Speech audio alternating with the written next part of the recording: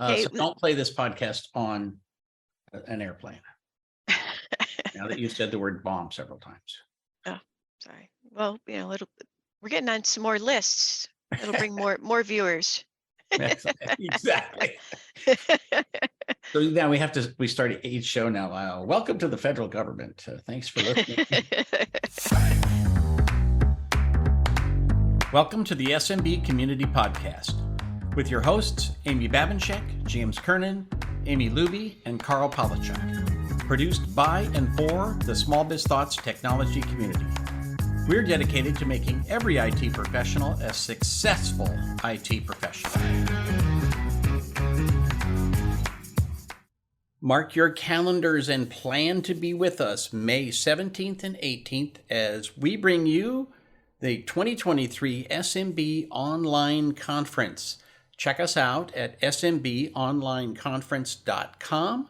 You'll find we have more than a dozen speakers and 2 days filled with presentations, plus a format that really works for online conferences. Save $100 by registering today at smbonlineconference.com. Hi, this is Karl with Amy Babinchek, and we are the SMB Community Podcast. Welcome. How are you today? I'm doing okay today. I've got some new windows going in today. Windows, yes. I think you mentioned this sometime, and everybody was like, what kind of Windows? Is this a replacement for Windows 11? What are you talking about? You're talking about physical Windows. Physical Windows. Yeah, it freaked me out when I saw my calendar install Windows. And I was like, what? Why am I installing Windows? I don't remember this. No, it's not me. It's the window guys. They're installing 2 new picture windows in the front of my house. So very nice. It's only 2, but it comes with a big bill. Because they're like two 6 by 6 foot windows. They're huge. Man. Well, and glass, especially anything that's not just plain, flat, boring glass, is really expensive. If this is glass. Plain, flat, boring glass, but it's, highly insulated. So hopefully that will be a good thing. One time I stayed at back in the day, bed and breakfast. This is many, many years ago, in this super, super old house in Spokane. And the guy actually had curved windows in the front of his house, just very slight curves on the windows that were near the corners of the house. Mm-hmm. And I was like, man, that has got to be expensive to replace. And he said, oh, you have no idea.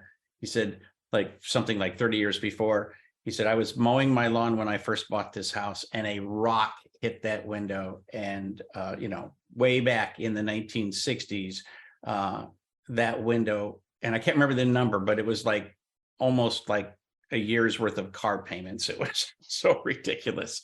And he said, so now I've just literally learned that I only mow my lawn blowing things away from the house. Like that's still like ingrained into his behavior. So. Right. It was so painful. Well, I was in a meeting prior to this recording this podcast with you, and it was a Google Meet, which almost never happens. I've never heard of Google Meet. Yeah. Well, this company uses Google Meet. So the meeting was in Google Meet. And of course, there's all kinds of pounding going on in my house right now. And I told them, I was like, they're like, oh, what's going on? We hear a lot of noise. I'm like, well, if this had been a Teams meeting, you wouldn't notice at all because it's really good at filtering out background noise. I think the same is true of Zoom, which we're recording on now. But yeah, they were like pained to hear me because of all the pounding noises. And I was like, well, if you use a real app, it would be fine. I love how arrogant we are in technology. The app I love is a real app. The app you love is whatever, a toy app. Yeah, right. Who's that Google company anyway? Yeah, I think I've heard of them. I do have to say, shout out to the Blue Yeti. I love this microphone, and there's so many times where I do stuff on Wednesdays. So Wednesdays, the people come and they trim my front bushes and mow the lawn when it's not completely brown. And so they're right literally 10 feet in front of me. And no, I've asked again and again, and I'm almost like worried about it and silencing my mic. And people are like, we hear absolutely nothing. So I don't have a Yeti, but I have some kind that when I was recording a course, they made me buy this specific microphone. And it's, pretty much like, what they look like. Yeah. Um, Audio Technica. And it, Oh, it just doesn't work for me because my voice is so, you know, barely there that having the mic right in front of my mouth is the best way to go. right. Well, and it's different things for different people because I've heard people, and I've had the experience with cameras as well. Like you had a camera that was like spectacularly clear, and I put it on my computer and it's like, it's fine. Yeah. And I've had microphones where, somebody's so crystal clear. I'm like, oh my God, I have to buy your mic. And then I do. And it's like, okay. Hmm. So I give a lot of really expensive stuff to the local charity, family giveaway center, thrift store, whatever it is. So you and I are going to do some traveling in the near term and some big traveling in the far term. We're going to be in Lost Wages for channel partners. May 3rd, we're going to be with ChannelWise doing some coaching at the Channel Partner Conference. So that will be pretty fun. We'll be joined by our friend Jeff Ponts. And what are you coaching on?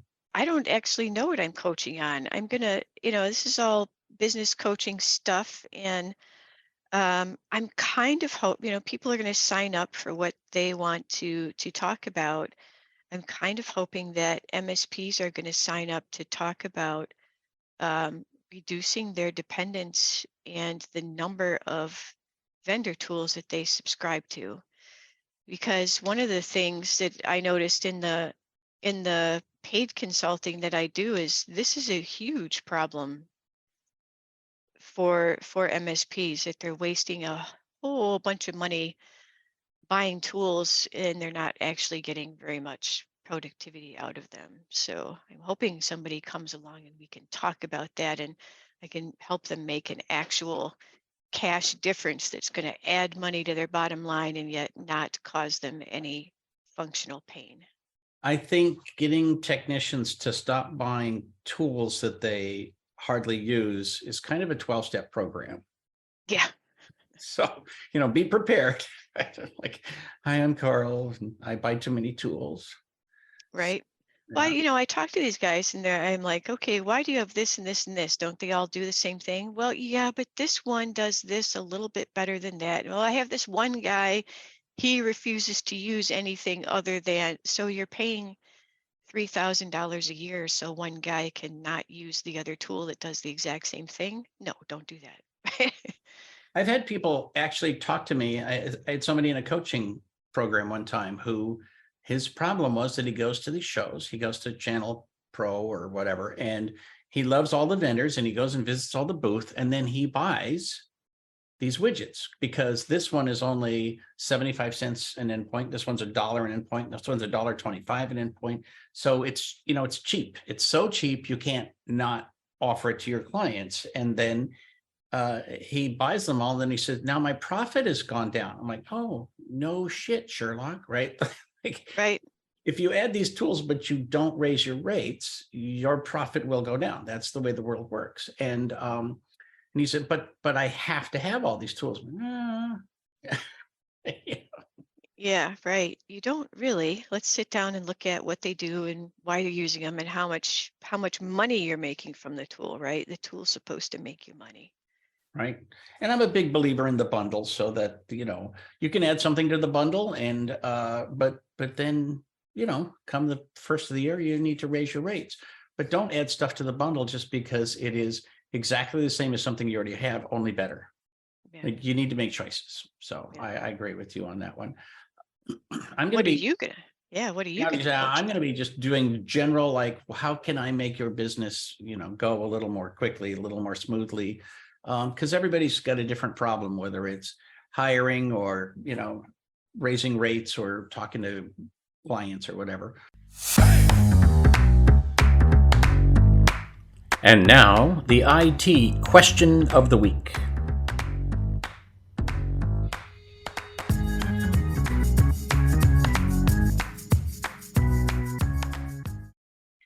Yeah. So Go ahead. which authenticator app are you using and why? And this is the two-factor authentication app. I saw a huge conversation about this that I participated in and kind of shamed people a little bit. So I thought, oh, why not do that here too? So what what do you use? Do you have an app for that? I think this falls into this falls in the category of being very much like the meeting apps. I have my preferred one single app, and then I end up using all of them because some of them only work with this or only work with that. My preferred app is Authy, for the primary reason that it goes on all my devices, and I hate having to rely on my phone. So I have gradually moved to Authy, where I can be on my iPad, I can be on my desktop, I can be on the web, I can be on anything. I think it works on a stapler. It just, so no matter where I am and what I have in front of me, Authy pops up. I will say I ignore a lot of the advice, and I am a big fan of the SMS text for two-factor authentication. I just feel like in terms of a numbers game, I'm going to be okay. Well, it's better than not having multi-factor authentication. That's for sure. But SMS is broken. It's like the easiest thing for the hackers to attack. So you should move away from text whenever you can. But the thing that was brought up is uh, Microsoft Authenticator, right? So you won't be surprised to know that that's the one that I use. And Your what blood I runs blue. it it does. Yeah, I finally had to admit that a few years ago. Um, but what I like about it is device specific, right? So I have to authorize a device to use it. And it works on a whole bunch of different devices, and you can authorize, I don't know what the limit of number of devices is. I don't even know if there is one. So you can do a bunch. But when I get a new phone, it's interesting because right, I have like 30 or 40 different apps that are using this authentication method. And when I restore from backup to my new phone, they all come in except for the Microsoft 365 ones, which I have to go and reauthorize. And there's a lot of grumbling about that. And they say, well, but wait, but there's a reason for it. I was going to say that makes perfect sense, right? Because Because, they don't want to be able to just steal your Microsoft account and then you steal everything. yeah, so the way it works in 365 with Azure Active Directory cares what device the authentication request is associated with. None of the others do. So they just all, here's your, as long as you're putting in a number, you're good to go. We don't care where it came from or whatever.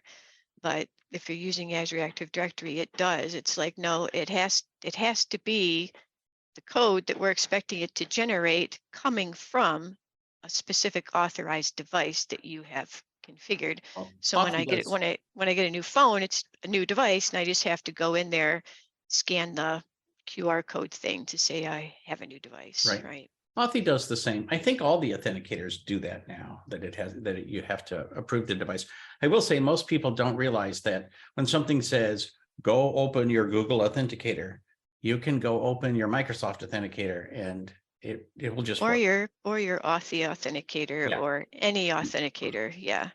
But yeah, I explain that frequently to people. So you don't actually need more than one authenticator. They all work. There's a handful of things that it has to be a certain kind of thing. I do have to say, it is a minor little step, but it's made my life much easier to know that I just do this one certain thing, and I've added a layer of security, and nothing is perfect, but it really is a huge step in the right direction. And I do like the fact that institutions are frequently now very conscious of this, obviously banks, but some others as well. Like, hey, was this you? And they don't make it difficult, but they're like, I just want to make sure, like, it really is you. And And, so I'd be okay with 3-factor authentication at this point, just because it's like, okay, let's get this on 2 devices or 2 different things or 2 different means or whatever. Because I feel very comfortable with it. And very often there are things that there's a lot of money involved, right? And I don't want somebody messing with the stuff that actually makes me a living. Yep. Yeah. If there's an alert, I say, yes, send it to me. Right. So it doesn't happen on too many of the authentications, but some of them do offer it. So when I use it, then a little email will come in and say, login was just detected from blah blah blah. If this was you, you can ignore it. If this wasn't you, well, then you should do something about it. Right. Well, I have a couple of different financial tools that I use that most of them are super strict, and there's one that is not. And every time I log into it, I think, I wish they would just do one more thing to make this just slightly more difficult.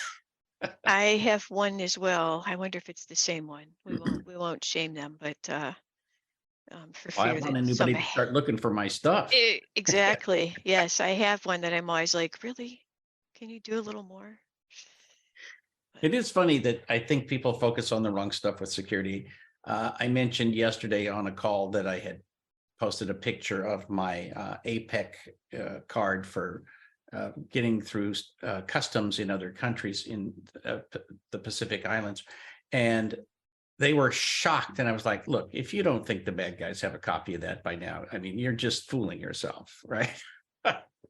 yeah, So, you have to put emphasis on security in the right places. And so many people, I post up something like, complaining about the Wi-Fi at Lexor. I can't tell you how many messages I got telling me not to use public Wi-Fi. And I'm like, well, part of the slowness is adding an encrypted tunnel to my desktop. Like I'm not just opening the Wi-Fi in the cafeteria. So, but yeah, I'm not going to explain that to everybody. So, right. Yeah, the whole ID thing is kind of overrated. So one of my employees had a friend come in and visit from out of town, and they were going to be visiting. So like, do you need a ride? No, I'm going to rent a car. Okay, all right, fine. So, and she was going somewhere else before coming to see her. And so she gets a call though, and it's her friend, at 12:30 in the morning saying, "Hey, I'm stuck at the airport. Apparently I've lost my driver's license and I can't rent a car." And then she was super worried about how she was going to fly home because not having a driver's license for ID. And I was like, oh, well, plan an extra hour or so, but you will get on the plane because it's not about your ID. It's about whether or not you're carrying a bomb. And they'll be able to figure that out without your ID. It just right. takes longer. Yeah. Yeah. It's funny because they make it sound like you must do this, this, this. I'm like, yeah, but if you don't have that, we'll figure it out. We'll figure it out.